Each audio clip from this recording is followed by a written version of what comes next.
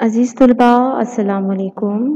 امید کرتی ہوں کہ آپ اللہ تعالیٰ کے فضل و کرم سے خیر و عافیت سے ہوں گے اور روزانہ اپنے مقررہ اوقات میں مطالعہ جاری رکھے ہوئے ہوں گے۔ عزیز طلباء، آپ کی جماعت 12ویں میں پڑھائے جانے والے اردو مضمون میں ہم آج پڑھیں گے غزل نمبر 1 جو کہ علامہ محمد اقبال کا کلام ہے۔ حصہ غزل میں آج ہم پہلی غزل پڑھ رہے ہیں۔ آپ حصہ نظم میں علامہ اقبال کا تفصیلی تعارف سن چکے ہیں، پڑھ چکے ہیں، سمجھ چکے ہیں، لہٰذا اس لیکچر میں ہم علامہ اقبال کے تعارف کو نہیں دیکھیں گے بلکہ ان کی تحریر کردہ غزل کا مطالعہ کریں گے اور معنی و مفہوم تک رسائی حاصل کرنے کی کوشش کریں گے۔ عزیز طلباء، ہمارے پاس علامہ اقبال کی غزل موجود ہے، وہ ہمارے حصے نظم میں بھی موجود تھے جن کو ہم نے جواب شکوہ کے عنوان سے ان کی نظم پڑھی تھی۔ اب ہم ان کی غزل پڑھتے ہیں۔ غزل کا مطلع ہے: جنہیں میں ڈھونڈتا تھا آسمانوں میں زمینوں میں، وہ نکلے میرے ظلمت خانہ دل کے مکینوں میں۔ علامہ اقبال کی شاعری جس طرح کہ ہم جانتے ہیں کہ کس نوعیت کی ہے، اور یہ جو ہم مطلع کا شعر دیکھ رہے ہیں یہ اگر ہم دیکھیں تو بھرپور تصوفانہ کلام ہے، پایا جاتا ہے اس میں۔ علامہ اقبال کہتے ہیں کہ جنہیں میں ڈھونڈتا تھا آسمانوں میں زمینوں میں، وہ نکلے میرے ظلمت خانہ دل کے مکینوں میں۔ کہتے ہیں کہ ایک دنیا دار عاشق جو ہوتا ہے، جو مجازی محبت کی تلاش میں اس کی حصول کے لیے مارا پھرتا رہتا ہے اور اپنی نادانی کے سبب وہ اپنے محبوب کو پا نہیں سکتا، اسی طرح اپنے جذبہ حقیقی سے سرشار ہو کر علامہ اقبال کہتے ہیں کہ اپنی نادانی کے سبب، اپنی جو ہے وہ اپنی کم علمی کے سبب مدتوں اللہ تعالیٰ کو کائنات کی وسعتوں، اس کی گہرائیوں، اس کی کائنات کی ہر بکھری چیز میں ڈھونڈتا رہا، لیکن جب میرے باطن کی آنکھیں روشن ہوئیں، جب میں نے اپنے دل کی جانب، اپنے دل کے اندھیروں کی جانب دیکھا، تو میرا اللہ، میرا محبوب حقیقی وہ تو ہر جگہ موجود ہے، وہ میرے دل میں موجود تھا۔ جب میرے دل کی آنکھیں کھلیں تو میں نے اسے اپنے دل میں مقیم پایا۔ مکینوں، مکین کی جمع ہے، مکین کہتے ہیں رہنے والے کو، اور ظلمت خانہ تاریک گھر کو کہا جاتا ہے، اندھیرے گھر کو کہا جاتا ہے، ٹھیک ہے۔ جنہیں میں ڈھونڈتا تھا آسمانوں میں زمینوں میں، وہ نکلے میرے ظلمت خانہ دل کے مکینوں میں، کہ جن کو میں آسمان کی وسعتوں، زمین کی گہرائیوں میں اپنی کم علمی کی وجہ سے ڈھونڈتا رہا، وہ اصل میں وہ ذات میرے اندھیرے دل میں موجود تھی۔ کبھی اپنا بھی نظارہ کیا ہے تو نے اے مجنوں، کہ لیلیٰ کی طرح تو خود بھی ہے محمل نشینوں میں۔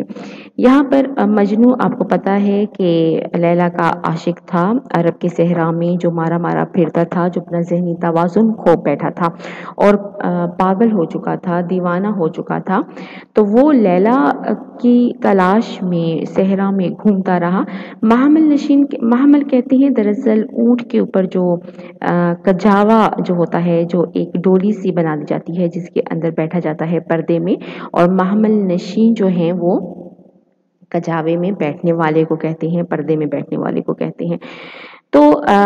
کہتے ہیں کہ کبھی اپنا بھی نظارہ کیا ہے تو نے اے مجنوں، کہ لیلیٰ کی طرح تو خود بھی ہے محمل نشینوں میں، کہ اے دیوانے، جس طرح تو لیلیٰ کی تلاش میں مارا پھر رہا ہے، وہ اونٹ کے اوپر کجاوے میں خود کو پردہ کیے بیٹھی ہے، اسی طرح جو ہے وہ تیرا بھی حال ہے۔ ظاہر ہے کجاوا یا ڈولی کے ارد گرد پردے ہوتے ہیں اور ان پردوں میں بیٹھنے والے کو باہر کچھ نظر نہیں آتا۔ محبوب حقیقی تو ہر کہیں ہے لیکن نظر نہیں آتا، اسے باطن کی آنکھ ہی سے دیکھا جا سکتا ہے۔ یعنی علامہ اقبال کہتے ہیں کہ اے انسان تو اپنی نادانی کی وجہ سے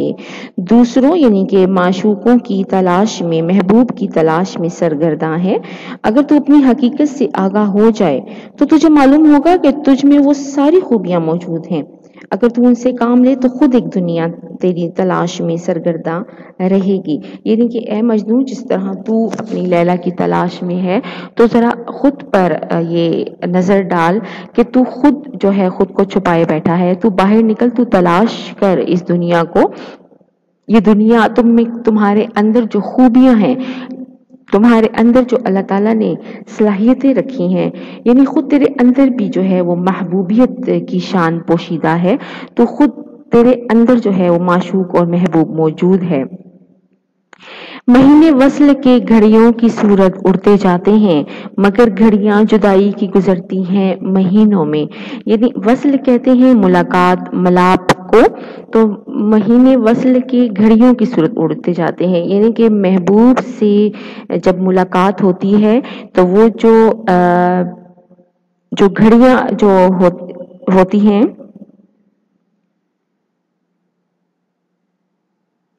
وہ جو لمحات ہوتے ہیں، وہ جو دن ہوتے ہیں، وہ جو مہینے ہوتے ہیں، یوں گزرتے ہیں جیسے کہ چند لمحے گزرے ہوں۔ یعنی کہ محبوب سے ملاقات کا جو وقت ہوتا ہے، چاہے وہ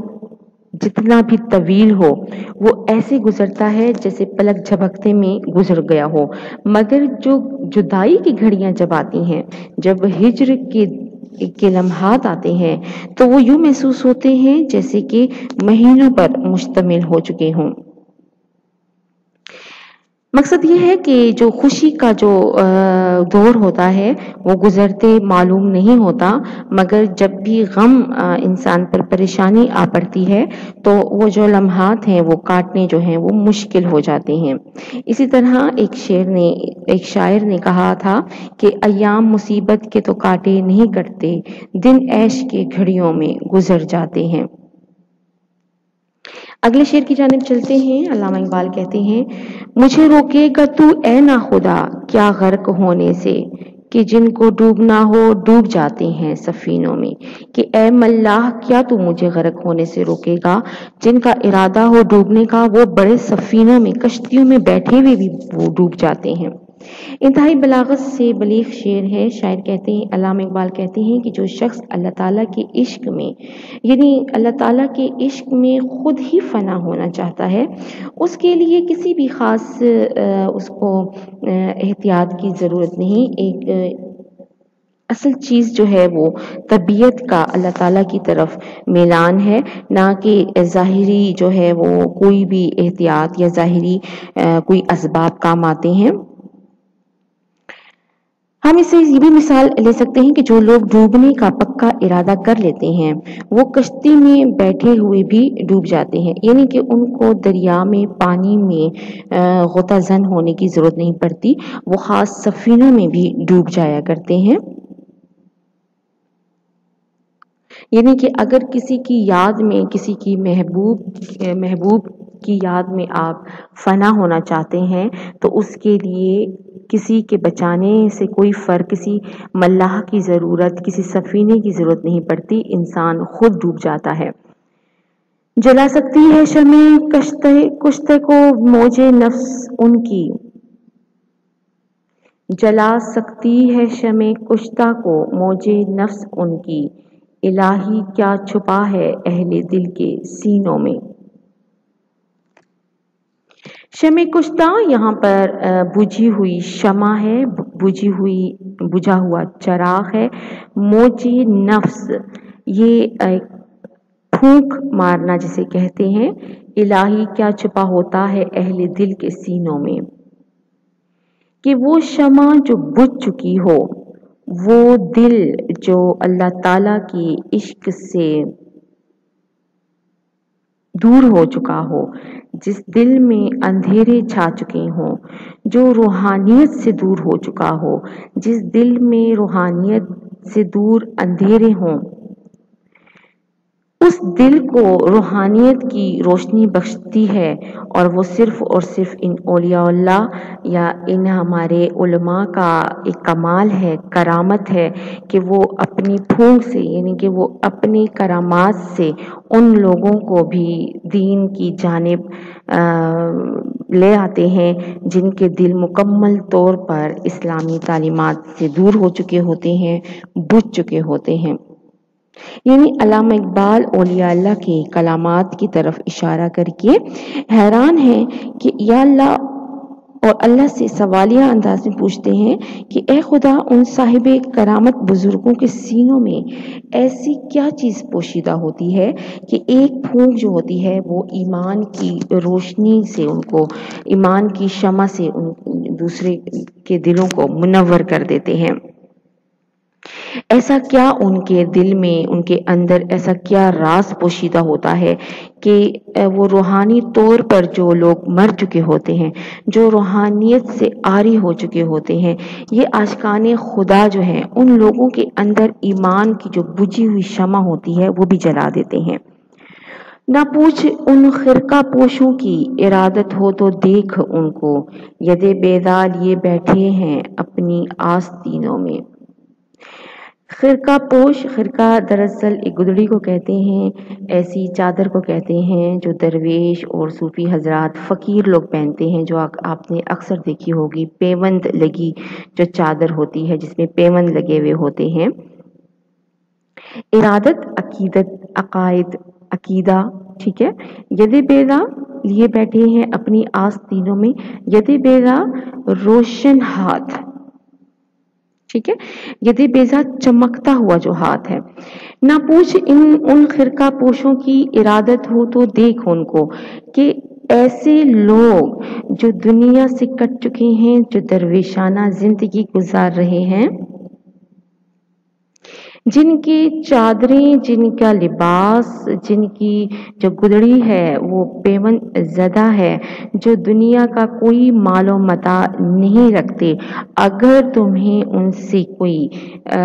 एतका, तुम्हें अकीदत है उनसे, तो उनको देखो कि यदे बेजा लिए बैठे हैं अपनी आस्तीनों में, कि यदे बेजा जो हज़रत मूसा अलैहिस्सलाम को अल्लाह ताला ने ख़ास मौजज़ा अता किया था कि वो अपना हाथ बगल में लेकर जाते और निकालते तो वो चमकदार हो जाता था और देखने वालों की आंखों को चुंधिया दिया करता था। तो ये जो हज़रत मूसा अलैहिस्सलाम को जो ये मौजज़ा मिला था, ये करामात जो हैं वो हमारे औलिया अल्लाह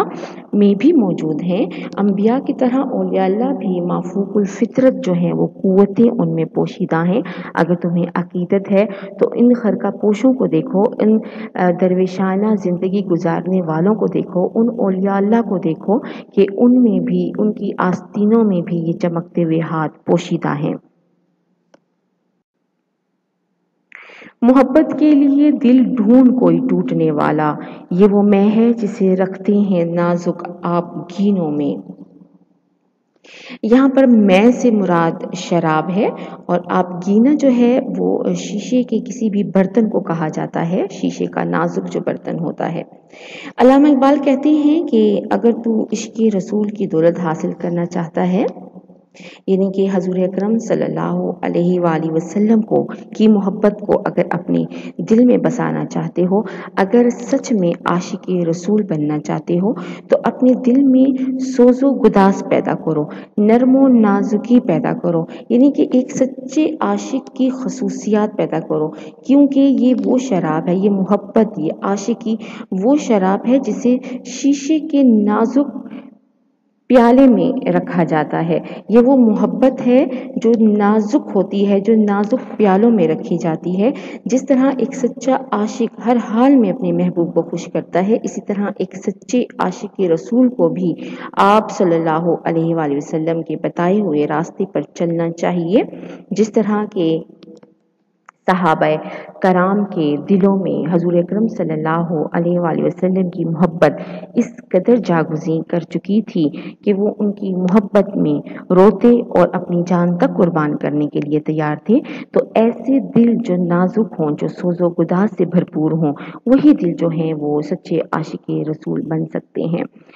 نمایاں ہو کے دکھلا دے کبھی ان کو جمال اپنا، بہت مدت سے چرچے ہیں تیرے باریک بینوں میں۔ اگر مجازی طور پر کہا جائے تو شاعر کہتے ہیں کہ محبوب کے حوالے سے ان کو مخاطب کر رہے ہیں کہ تمہارا جو حسن و جمال ہے اس سے لوگ جو ہیں جو